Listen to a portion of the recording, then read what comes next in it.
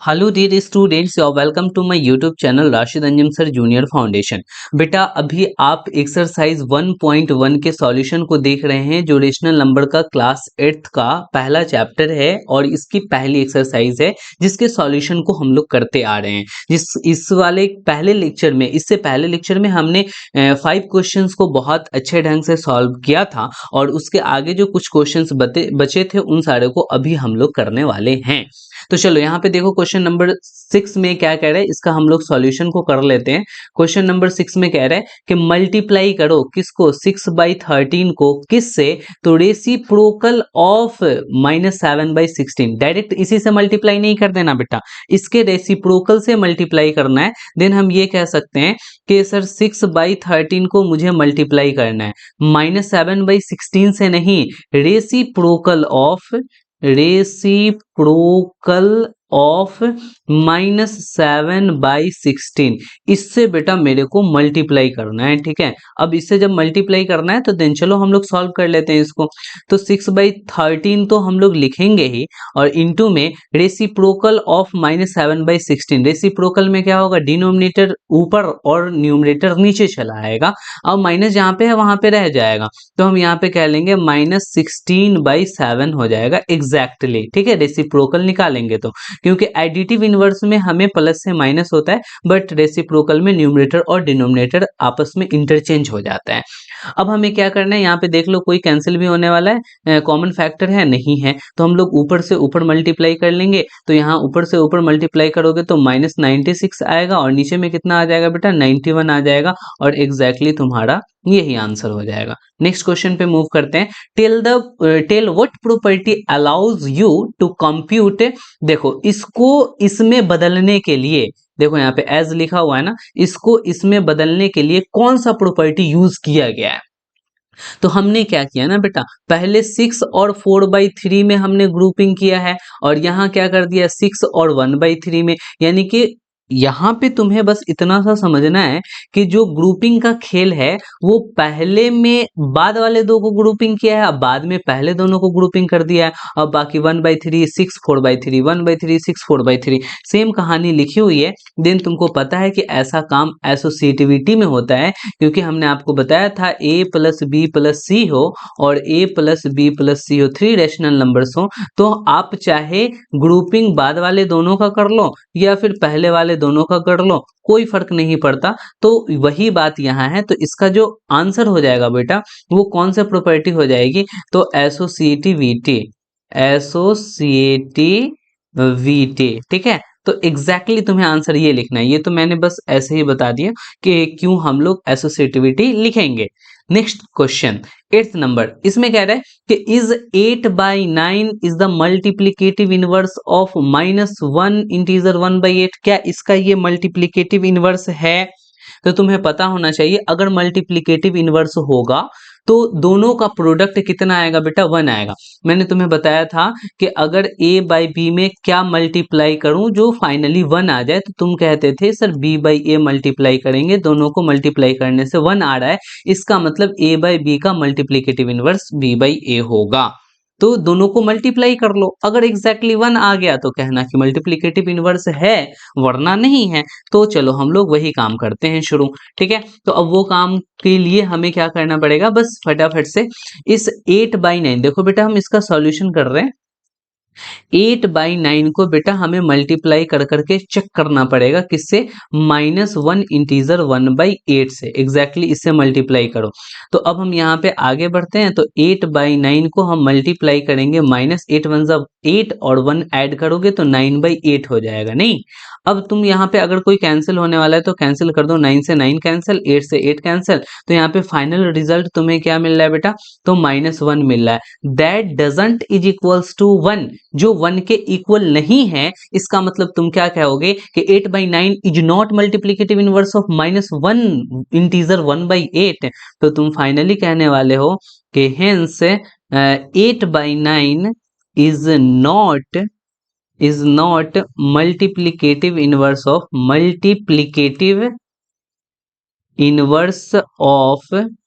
Inverse of minus one integer 1/8 exactly. ठीक है, चलो अब हम लोग चलते हैं नेक्स्ट क्वेश्चन, नाइन्थ क्वेश्चन पे। यहां भी वही बात है कि क्या 0.3 मल्टीप्लिकेटिव इनवर्स है 3 इंटीजर 1/3 के, तो हम लोग मल्टीप्लाई कर करके चेक कर लेते हैं कि क्या बात वही आ रही है। तो यहाँ पे हम लोग क्या करेंगे कि 0.3 को बेटा मल्टीप्लाई करने वाले हैं 3 इंटीजर 1/3 से। ठीक है, इसका हम लोग सॉल्यूशन कर रहे हैं। अब यहाँ पे देखो 0.3 को बेटा क्या लिख सकते हैं, 3/10 लिख सकते हैं, इंटू 3 3 जा 9 में 1 ऐड करोगे तो 10/3 हो जाएगा। और यहाँ पे तुम कैंसिल करोगे तो 10 से 10 कैंसिल, 3 से 3 कैंसिल हो गया, तो एग्जैक्टली क्या हो गया यहाँ पे बेटा 1 आ गया। तो यस, यहाँ पे तुम कह सकते हो कि hence 0.3 is multiplicative inverse of multiplicative inverse of multiplicative inverse of 3 integer 1/3, 3 integer 1/3। Clear हो गया। चलो नेक्स्ट क्वेश्चन 10 नंबर है और इसमें क्या कह रहा है, तो यहाँ पे ध्यान देना बेटा। Right the rational number that doesn't have a reciprocal, एक ऐसा रेशनल नंबर लिखो जिसका रेसिप्रोकल ही नहीं हो सकता। तो देखो बेटा, अगर तुम 0 लिख दिए और 0 का रेसिप्रोकल करोगे तो 1/0 कहोगे, क्योंकि 0 को 0/1 लिख सकते हैं और इसका रेसिप्रोकल 1/0 हो जाएगा। तो एग्जैक्टली 1/0 ये अनडिफाइंड होता है, तो अनडिफाइंड होने की वजह से हम लोग बोलेंगे कि नहीं, हम 0 का रेसिप्रोकल नहीं लिख सकते। तो एग्जैक्टली तुम्हें समझ में आ गया कि फाइनल आंसर क्या होगा बेटा, तो 0 होगा। ठीक है, अब सेकेंड नंबर क्वेश्चन ले लो।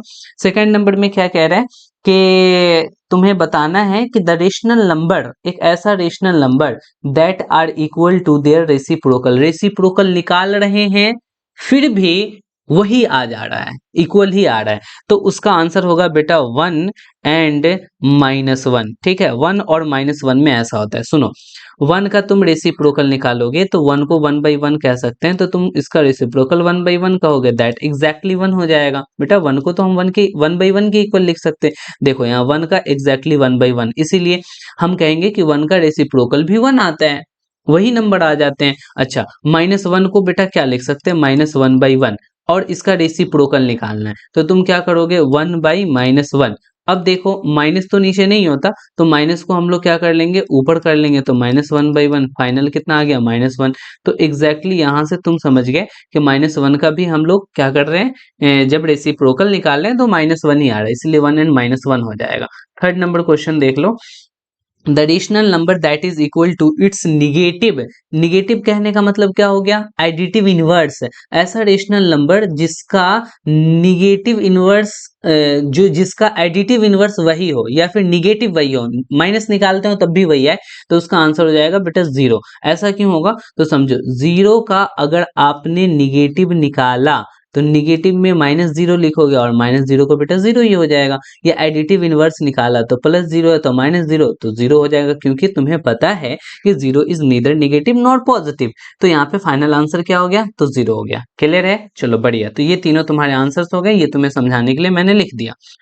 अच्छा, अब 11th नंबर क्वेश्चन है और आई थिंक ये तुम्हारे एक्सरसाइज के लास्ट वन है। अब हमको इसमें देखना है कि पहले में क्या बोला है, 0 हैज नो रेसिप्रोकल। बेटा अभी अभी हम लोगों ने पीछे भी देखा यहाँ पे कि 0 एक ऐसा है जिसका कोई रेसिप्रोकल नहीं है, यहाँ फर्स्ट वाला क्वेश्चन, तो यहाँ पे हम लोग क्या लिखने वाले हैं, तो 0 हैज नो रेसिप्रोकल। ठीक है, तो यहाँ पे सेंटेंस के बीच में है, तो इसीलिए हमें ऐसे करके स्मॉल से लिखना पड़ेगा, नो रेसिप्रोकल।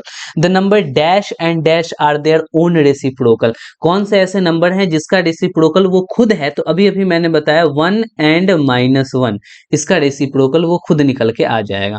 रेसिप्रोकल ऑफ -5, देखो बेटा -5 का रेसिप्रोकल निकालोगे तो ये -5 को हम लोग क्या लिख सकते हैं, -5/1, तो एग्जैक्टली हो जाएगा 1/-5। तो तुम यहाँ पे क्या कहने वाले हो कि 1/-5 इज द रेसिप्रोकल ऑफ -5, तो यहाँ पे हो जाएगा बेटा 1/-5। अच्छा पता है तुम्हें, निगेटिव तो स्टैंडर्ड फॉर्म में नीचे नहीं होता, इसीलिए हम निगेटिव साइन को ऊपर रखते हैं, तो -1/5 लिखेंगे, ये बेटर है तुम्हारा। और नहीं तो इसको ऐसे भी लिख सकते हैं बेटा, यहाँ बीच में लिख दो और फिर तुम ऐसे कर लो, ऐसे भी लिख दो, कोई टेंशन वाली बात नहीं रहेगी। अच्छा, रेसिप्रोकल ऑफ 1/x, बेटा 1/x का मुझे रेसिप्रोकल निकालना है, तो एग्जैक्टली x ऊपर जाएगा 1 नीचे आएगा, डिनोमिनेटर में 1 का कोई मीनिंग बनता नहीं है, तो यहाँ पे क्या हो जाएगा, x हो जाएगा। अच्छा, ये बात नहीं समझ में आ रहा होगा कि x doesn't is equal to 0, इसको देने का मतलब क्या हुआ सर?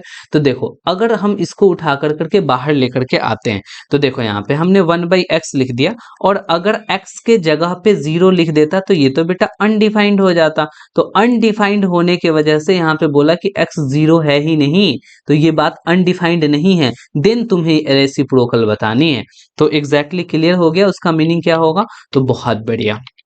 अब हम आगे बढ़ते हैं, यहाँ पे 5 नंबर क्वेश्चन में, the product of two rational number is always a. अच्छा देखो, दो रेशनल नंबर का प्रोडक्ट निकालोगे ऑलवेज रेशनल नंबर ही आएगा, तो यहाँ पे लिखना पड़ेगा रेशनल नंबर। हो गया। अच्छा, the reciprocal of positive rational number is, अच्छा सुनो, पॉजिटिव रेशनल नंबर कोई 5/3 ले लो, और इसका तुम रेसिप्रोकल निकालो तो 3/5 ही आएगा, तो पॉजिटिव का रेसिप्रोकल क्या हो गया बेटा, पॉजिटिव ही हुआ। देन यहाँ पे हमें क्या लिखना पड़ेगा, पॉजिटिव। ठीक है, तो reciprocal of positive rational number is positive. तो एग्जैक्टली ये भी तुम्हारे फिल हो गए। तो अब इन सारी चीजों को हम थोड़ा सा इरेज कर देते हैं, ताकि तुम्हारा ये जो है पूरा का पूरा एक बिल्कुल सा साफ सुथरा लगेगा। बाकी तुमने सारी चीजों को देख ही लिया है। तो एग्जैक्टली ये पूरे एक्सरसाइज के सॉल्यूशन हो गए।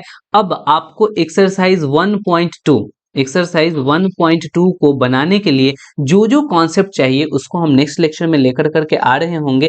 अभी तक अगर आपने हमारे चैनल को सब्सक्राइब नहीं किया है तो बेटा अब भी तो कर दो सब्सक्राइब, ठीक है, क्योंकि जब आप सब्सक्राइब करोगे देन मुझे मोटिवेशन मिलेगा, और तुम्हारे लिए बहुत बेस्ट से बेस्ट वीडियो हम रिकॉर्ड कर करके लेकर के आते रहेंगे। डोंट वरी, आप हमारे साथ बने रहो और देखो तुम्हारे अंदर में क्या जज्बा, जोश, जुनून और नॉलेज आता है, जिसके वजह से तुम अपने क्लास में ही नहीं अपने एग्जामिनेशन में फोड़ने वाले हो।